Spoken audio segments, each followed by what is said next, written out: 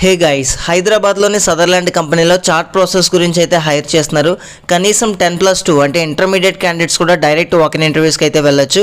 ఇదైతే chart process కానీ మనకి క్లియర్గా అయితే మెన్షన్ చేశారు. ఎటువంటి వాయిస్ రోల్ కాదు. స్టార్టింగ్ ఫ్రెషర్స్కి 2.5 LPA శాలరీ అయితే ఇవ్వడం జరుగుతుంది. అండ్ సెలెక్ట్ అయిన క్యాండిడేట్స్కి మన హైదరాబాద్లోనే జాబ్ పోస్టింగ్ అయితే ఇవ్వడం జరుగుతుంది.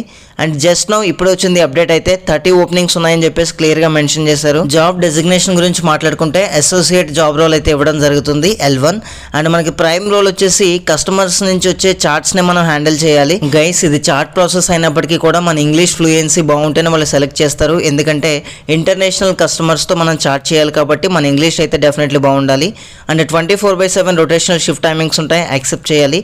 అండ్ 2 రొటేషనల్ వీక్ ఆఫ్, అంటే మనకి వీక్లీ 5 days వర్కింగ్ ఉంటుందన్నమాట. మీరు గ్రాడ్యుయేట్స్ అయినా అండర్ గ్రాడ్యుయేట్స్ అయినా మీ దగ్గర సర్టిఫికేట్స్ ఉంటే డైరెక్ట్గా ఇంటర్వ్యూస్కి అయితే వెళ్ళొచ్చు.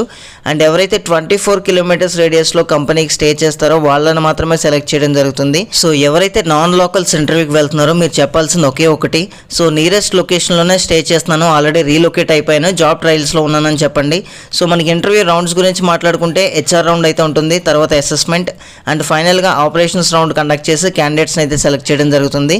అండ్ ఎటువంటి వర్చువల్ ఇంటర్వ్యూస్ లేవు, డైరెక్ట్ వాకిన్ ఇంటర్వ్యూస్. అండ్ ఎవరైతే ఇమీడియట్గా జాయిన్ అవుతారో వాళ్ళకి మాత్రమే ప్రయారిటీ అయితే ఇవ్వడం జరుగుతుంది.